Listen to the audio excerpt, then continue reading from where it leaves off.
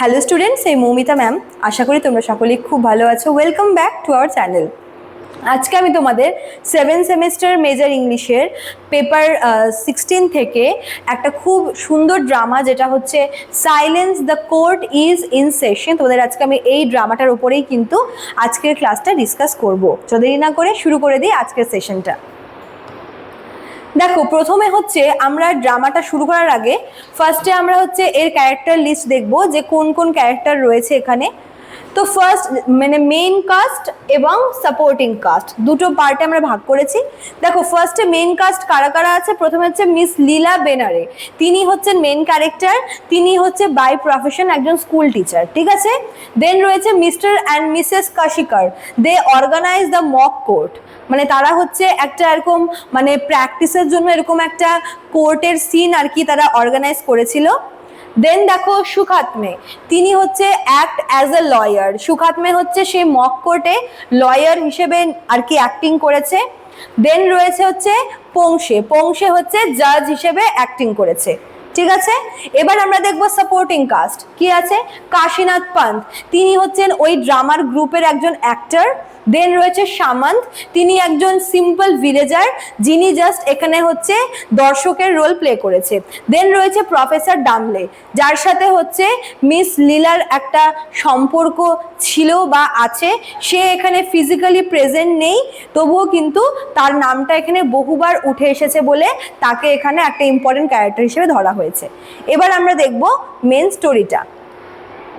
তো আমরা পুরো ড্রামাটাকে 3-4টা পার্টে ভাগ করব। তো প্রথম পার্টের নাম হচ্ছে দ্য মক ট্রায়াল বিগিনস, ঠিক আছে, যে প্রথমে ট্রায়ালটা কিভাবে শুরু হয়। Silence the court is in session is a famous play written by Vijay Tendulkar. এটা কিন্তু অ্যাকচুয়ালি মারাঠি একটা হচ্ছে ড্রামা, পরে এটাকে ইংলিশে ট্রান্সলেট করা হয়েছিল। It is a social drama that shows the injustice and cruelty of society towards women. তার মানে এই যে ড্রামাটা আছে এখানে সমাজের যে হিপোক্রিসি, মানে বিশেষ করে মেয়ে মানুষের প্রতি সমাজের যে একটা ইনজাস্টিস বা একটা ক্রুয়েলটি, সেটাই কিন্তু এই ড্রামাতে আমরা দেখব। The play begins when a group of amateur actors arrives in a village to perform a mock court play. ঘটনাটা শুরু হয় একদল হচ্ছে থিয়েটার অ্যাক্টর অ্যাক্ট্রেসদের নিয়ে, যারা একটা গ্রামে যায় এবং তাদের যে নাটকের দলের একটা শো থাকে ওই গ্রামে, এবং শোটা হচ্ছে কিসের, হচ্ছে একটা কোর্টের মানে মক কোর্টের একটা সিন থাকে, ঠিক আছে। They reach the place early and decide to rehearse before the audience come. তো যখন ওরা গ্রামে পৌঁছয় তো তারা বেশ কিছু আগে মানে কিছু সময় আগেই পৌঁছে গেছিল। তো ভাবলো কি যে ফাইনাল পারফরমেন্সের আগে যদি একবার ওদের নাটকটা যদি ওরা একবার রিহার্সাল করে না দেন কেমন হয়। তো তাই ওরা ভাবলো যে অডিয়েন্স আসার আগে আমরা হচ্ছে এই ড্রামাটা একবার রিহার্সাল করে নেব, ঠিক আছে। ড্রামা বলতে ড্রামার একটা ছোট্ট সিন থাকে যেটা হচ্ছে ওই মক কোর্ট সিন, ওই কোর্ট সিনটা ওরা রিহার্সাল করবে।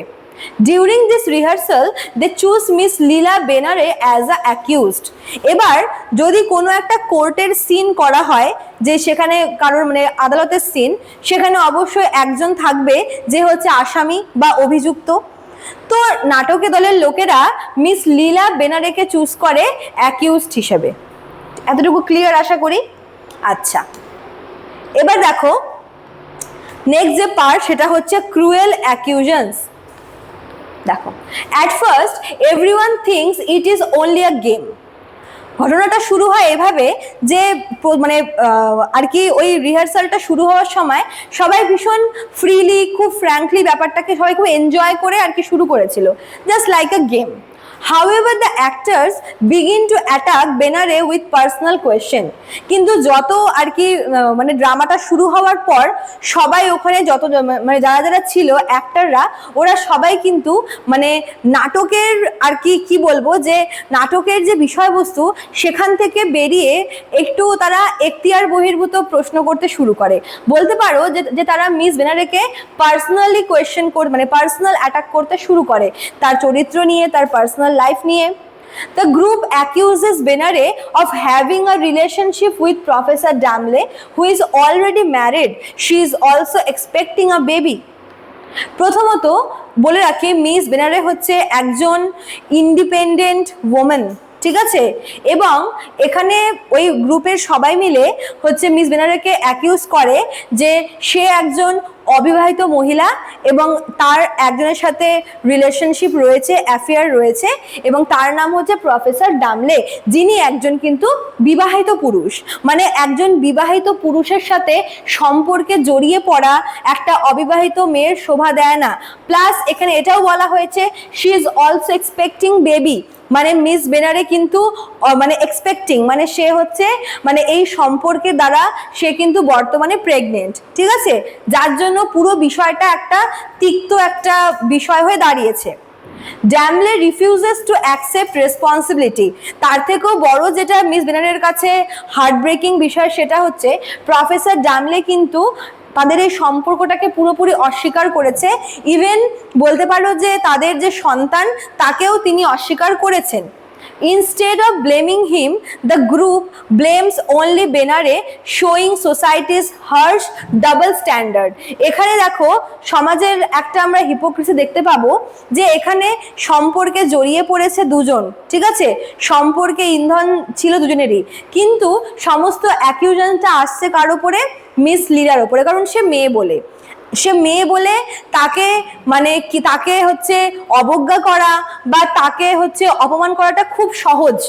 এদিকে প্রফেসর ডামলে যখন এই সম্পর্কটাকে রিফিউজ আর কি করে যে সে তাদের সম্পর্ককে মানে না, তাদের সন্তানকে মানে না, তো এই বিষয়টা হওয়ার পরে এমন না যে মিস বেনারে ভেঙে পড়েছিল, সে কিন্তু তার স্কুল যাওয়া সে কন্টিনিউ রাখে এবং সে হচ্ছে রীতিমতো কিন্তু মানে সবার সামনে নিজের এই বিষয়টাকে কোনোরকমভাবে এমন না যে এক্সপোজ করবো না বা রিভিল করবো না, এমন না, সে দিব্যি রয়েছে। এদিকে প্রফেসর ডামলে যে মানে লাস্টে এরকম একটা হচ্ছে সে নিজে সরে গেছে, ঠিক আছে, এতে করে কিন্তু কেউ তাকে ব্লেম করছে না, বরং তারা ব্লেম করছে সে পুরো গ্রুপ, ওই থিয়েটারের গ্রুপ ব্লেম করছে কাকে? মিস বেনারেকে। এখানে আমরা সমাজের যে একটা ডাবল স্ট্যান্ডার্ড সেটা আমরা দেখতে পাবো, ঠিক আছে। তারপরে দেখো the tragic conclusion. Benare tries to defend herself. এমন না যে নিজের ওপরে আনা অভিযোগ শুনে মিস লীলা হচ্ছে কোনোভাবে ভেঙে পড়ে, সে কিন্তু নিজেকে ডিফেন্ড করতেও চেষ্টা করে। সে কি বলে দেখো, তার আমরা এখানে তার এক্সপ্লেনেশনটা আমরা দেখবো। She explains that she truly loved Professor Damle and wanted to live an honest life and keep her baby. সে স্বাচ্ছন্দ্যে কোনো রকমের ভনিতা না করে কিন্তু স্বীকার করে যে সে হচ্ছে প্রফেসর ডামলেকে সত্যি ভালোবাসতো এবং যা হয়েছে তাদের দুজনের সম্মতিতেই হয়েছে, এবং বর্তমানে সে স্বাধীনভাবে এবং অনেস্টলি থাকতে চায় এবং সে তার বেবিকেও কিন্তু রাখতে চায়। এমন না যে তার হচ্ছে তার প্রেমিক তাকে হচ্ছে রিজেক্ট করেছে, তাকে রিফিউজ করেছে বলে সে যে তার মানে প্রতিশোধ নেওয়ার জন্য সে তার বেবিকে রাখবে না, এরকম কিন্তু কোনো ব্যাপার নেই। Sadly, no one listened. The other members continue to humiliate her without saying any sympathy, leaving her deeply hurt. এবার এই যে এক্সপ্লেনেশনটা দিল আর কি মিস লীলা, সে ভীষণ কিন্তু স্ট্রেট ফরওয়ার্ড একজন মহিলা। সে সরাসরি বলল হ্যাঁ আমার ওর সাথে রিলেশনশিপ ছিল, আমি ওকে ভালোবাসতাম এবং তার ফলে আমাদের সন্তান এসেছে এবং আমি একে রাখতে চাই, ঠিক আছে। এটা শুনে কিন্তু কেউ হচ্ছে তার প্রতি কোনো রকমের সিম্প্যাথি দেখালো না, বরং তাকে আরো হিউমিলিয়েট করা শুরু করলো এবং তাদের কথা শুনে তাদের এই অ্যাকিউজড তাকে এত পরিমাণে তাকে অ্যাকিউজড করছে, তাদের অ্যালিগেশন শুনে কিন্তু মিস বেনারে হচ্ছে ভীষণ ডিপলি ভাবে হার্ট হয়। The play ends on a sad note. It teaches that people should not judge others without understanding their situation, criticizing gender discrimination and social prejudice. অবশ্যই এখানে আমরা লিঙ্গ বৈষম্য দেখতে পাবো, কারণ এখানে যদি আমরা মিস বেনারের দোষটা দেখিও, তবে প্রফেসর ডামলে কিন্তু তার থেকেও বড় দোষ করেছিল। কিন্তু দেখো এই গ্রুপের সমস্ত মানুষেরা কিন্তু তাকে একবারের জন্য কিছু বলছে না, বরং সমস্ত তারা চাপিয়ে দিচ্ছে কার উপরে? মিস লীলার উপরে চাপিয়ে দিচ্ছে, ঠিক আছে। এখানেই আমরা সমাজের যে এই যে হিপোক্রেসি এবং মানে ওমেনদের প্রতি যে সমাজের একটা সবসময় একটা বিদ্বেষ বলো, বা যেহেতু নারীকে অপমান করা খুব সহজ, নারীকে হিউমিলিয়েট করা খুব ইজি, কারণ নারীকে দুর্বল মনে করা হয়, এই বিষয়ের জন্য কিন্তু এখানে এরকম ডিসক্রিমিনেশন এসেছে, ঠিক আছে। চলো, তো এই ছিল তোমাদের আজকের ক্লাসটা।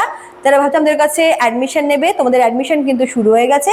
এখানে দেখো আমাদের অফিসিয়াল নাম্বার দেওয়া রয়েছে, তোমরা এই নাম্বারে কল করে সমস্তটা কিন্তু জানতে পারবে, অ্যাডমিশন প্রসেস সমস্তটা। ঠিক আছে, চলো আজকে এতটুকুই থাকলো, দেখা হচ্ছে নেক্সট ক্লাসে। Thank you.